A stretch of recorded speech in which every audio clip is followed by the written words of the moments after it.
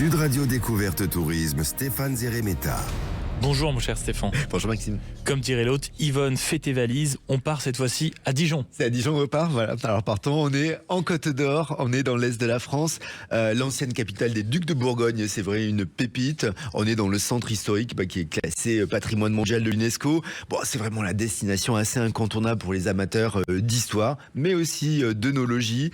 Notamment, on va pouvoir découvrir les climats de Bourgogne, organiser une balade au cœur de ces parcelles de vignes vallonnées, ce sera plutôt sympathique. Et si on veut commencer par un endroit, c'est naturellement le centre historique. Oui, ouais, en fait, c'est au Moyen-Âge que Dijon est véritablement entrée dans l'histoire, lorsqu'elle est devenue capitale d'un des plus grands duchés d'Occident.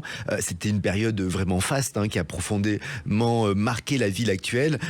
Alors c'est que l'un des plus beaux témoignages, c'est le palais des Ducs de Bourgogne, avec ce grand édifice qui abrite aujourd'hui le musée des Beaux-Arts. La collection est vraiment sublime. Il y a des œuvres du Titien, de Véronèse, de Rubens, mais il y a aussi des tombeaux des Ducs de Bourgogne. Ça fait que c'est vraiment un magnifique monument. Et là, c'est vrai que c'est un monument funéraire qui date de la fin du Moyen-Âge, donc c'est assez étonnant. Pour entrer dans l'histoire de la ville, je vous conseille aussi de visiter le musée archéologique. Là, on est dans l'enseigne abbaye Saint-Bénigne et ça dresse un panorama de la présence de l'homme en Bourgogne, de la préhistoire au Moyen-Âge. Et puis dans le cœur historique de la ville, on va voir aussi, on va lever les yeux et voir un peu les hôtels particuliers. Ils datent du 16e, 18e siècle. Il faut garder justement les yeux bien ouverts et être très attentif parce que il y a d'autres édifices à voir dans le centre. Oui, c'est que concernant ces hôtels particuliers, il y a celui de Vauguier qui est exceptionnel, puisqu'il a des tuiles vernissées et son architecture mélange un style classique, renaissance italienne. Il y a la tour Philippe le Bon qui a été construite au 15e siècle. Ça, c'est vraiment un des symboles du pouvoir ducal. Bon, faut quand même monter. Il y a 316 marches, mais bon, une fois qu'on est en haut, le panorama est absolument unique sur le centre historique et ça permet surtout de voir toute la richesse architecturale de Dijon d'un seul coup. Bon, et puis après, on peut voir tous les monuments en question. D'ailleurs, pour visiter le centre de Dijon, il y a un truc qui est assez sympa. Il y a tout un parcours balisé au sol avec la chouette, qui est le symbole en fait de cette connaissance, qui permet de ne marquer aucun lieu, aucun monument. Donc voilà, on suit la chouette et c'est le parcours qui nous permet de tout voir. Vous en parliez, les fameux monuments remarquables, précisément les monuments auxquels on doit être attentif là à Dijon. Alors, on va se rendre notamment à l'église de Notre-Dame, alors pour admirer la façade, mais aussi toucher de la main gauche. Gauche, c'est important.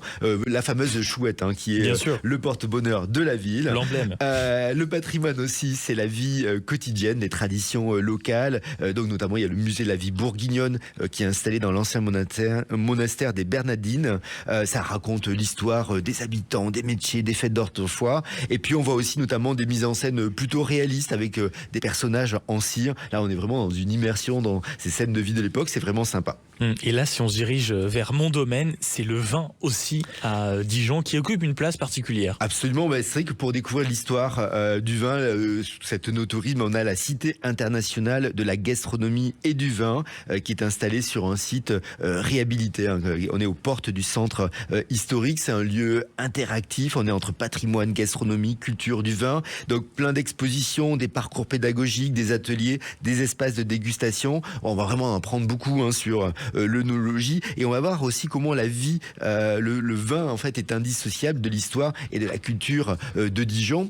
À voir aussi que cet été, donc c'est pour s'organiser un peu à l'avance, de juin à août, on a l'Office du tourisme de Dijon qui propose les jeudis vins, qui permet de découvrir en fait les vins des producteurs locaux qui sont dans des lieux qui sont tenus secrets jusqu'au dernier moment. Ça peut être un hôtel particulier, un édifice religieux, un jardin.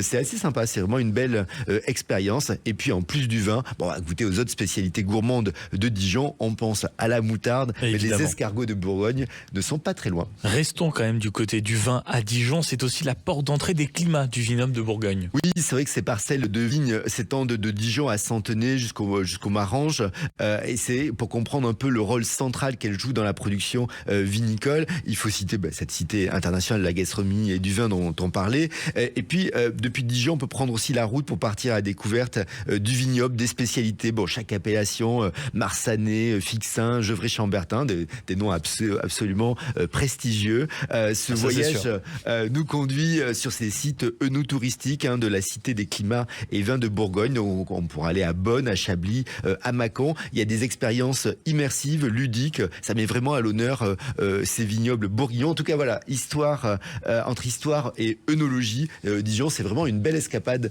pour les beaux jours là qui arrivent. Et vous prochain m'avez, week-end. en plus, avec ça, donné soif, mon cher Stéphane. Merci à vous. Merci.